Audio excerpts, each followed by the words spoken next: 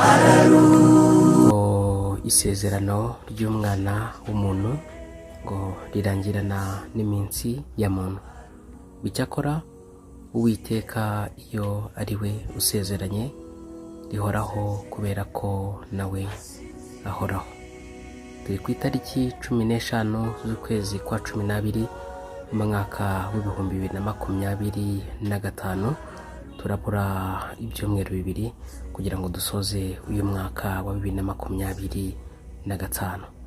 Ni inkuru y'incamugongo ikomeje gushengura imitima y'abantu bagiye batandukanye nyuma y'uko ku munsi w'ejo ngirengo nibwo hamenyekanye inkuru y'incamugongo y'urupfu rw'umwana w'umukobwa witwa Aline.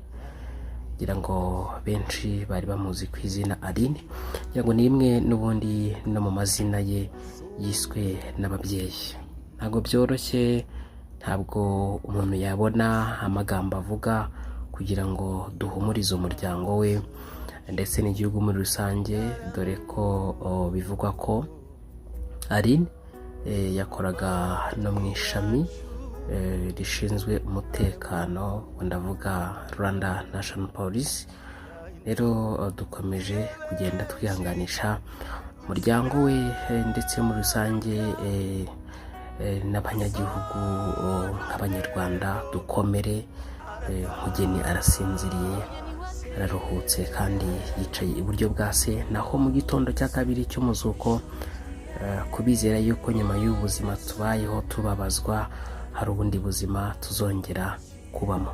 Ndakubwira abantu nkababwira ngo abazima bazi ko bazapfa ariko abapfuye ntacyo bazi. Yandi magambo, kuba ngewe nawe tuzi neza ko tuzapfa n'amahirwe tubonye yo gutunganya ibidatunganya, kubera ko Yesu we nubwo atinze, urupfu rwo ntirutinze, ahubwo ruratwegereye kuruta imyambaro twambaye. Rero twanganishije umuryango we, mukomeze gukomera kandi Aline aruhukire mu mahoro. Uwiteka nyirihumure ryose atanga ihumure kandi ahumurize imitima y'umuryango we ndetse n'abanyarwanda muri rusange. Ni mu gihe benshi bakomeje kugenda bibaza icyaba cyateye urupfu rwa Aline, ngira ngo turaza kugenda tubigarukaho muri iyi nkuru. Ariko kandi niba ari ubwa mbere ugeze ahangaha, nakurarikiraga gukanda kuri subscribe nurangiza ufungure n'inzogera kugira ngo n'ubundi tujye dukomeza kugenda tubana amakuru n'ibiganiro tugenda tubagezaho umunsi ku wundi. Mu by'ukuri ni impanuka ubona ko yari iteye ubwoba cyane.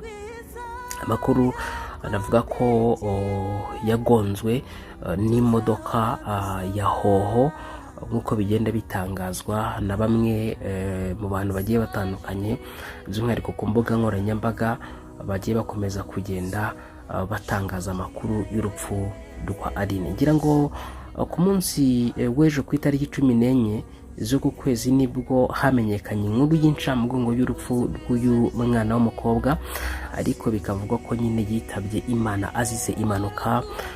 Twabashije kugenda tubona imodoka yari arimo yarahombanye. Mu by'ukuri ni impanuka wabonaga ko iteye ubwoba, ariko benshi bagakomeza kugenda bagira bati izi modoka za hoho zikomeje gukura imitima abanyarwanda. Ese izi modoka nta kuntu bazigenera umuhanda wazo, kubera ko ngo ni imodoka zikunda gushyirwa mu majwi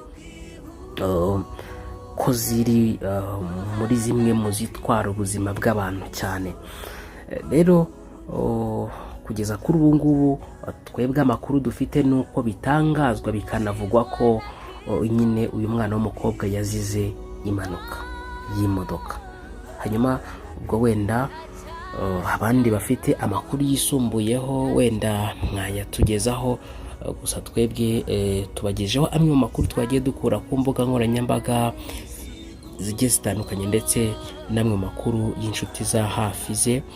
Ariko kandi hari benshi bagiye bakomeza kugenda bagira bati turakwibuka muri University of Rwanda, wari umunyeshuri mwiza wabanye natwe. Bamwe ngira ngo hari n'inshuti ze zari kumwe nawe kuwa gatandatu ngo bari kumwe nyine ngo ariko ngo bagirana ibihe byiza, hanyuma ngo ntibigera bamenya ko Aline yari arimo abasezera. Ariko buriya iyo umuntu yiyumvamo ko agiye gutaha, Imana irabanza ikamutegura, nubwo twebwe tuba tukiri bazima nawe tumubona muri uwo mwanya tutabasha kubisobanukirwa, ariko Imana iba yabanje kumwiyereka we ikamubwira ko iri kumutegura ko n'ubundi agiye gusoza urugendo rwe. Rero mwundire tunyuze n'amaso mu bitekerezo by'abantu bagiye batandukanye. Uyu nguyu yitwa Rukundo David yagize ati Aline rest in peace. Uyu nguyu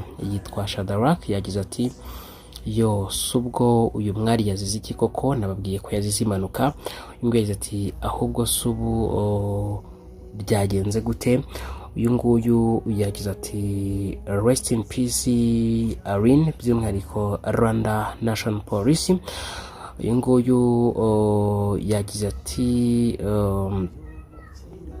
yazize icyubu koko rest in peace. Uyu nguyu impamvu wenda ari kwibaza ngo byagenze gute, nagira ngo mbabwire ko nyine amakuru avuga ko Aline yitabye Imana azize impanuka. Ikindi akaba yari umwe muri donc yari muri Rwanda National Police cyangwa se polisi y'igihugu. Hanyuma uyu nguyu yitwa Mahoro Sandra yagize ati yo. Uyu nguyu yitwa Claire yagize ati yazize impanuka. Uyu yitwa Muhoza Jacqueline yagize ati rimwe na rimwe ubushake bw'Imana burasharira gusa rest in peace. Uyu nguyu yitwa Celine yagize ati burasharira ni ukuri, bwavuga ubushake bw'Imana.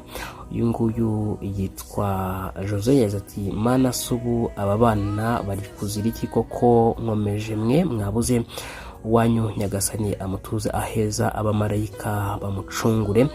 Uyu nguyu yagize ati yazize impanuka y'imodoka. Uyu nguyu yagize ati rest in peace wera wanjye.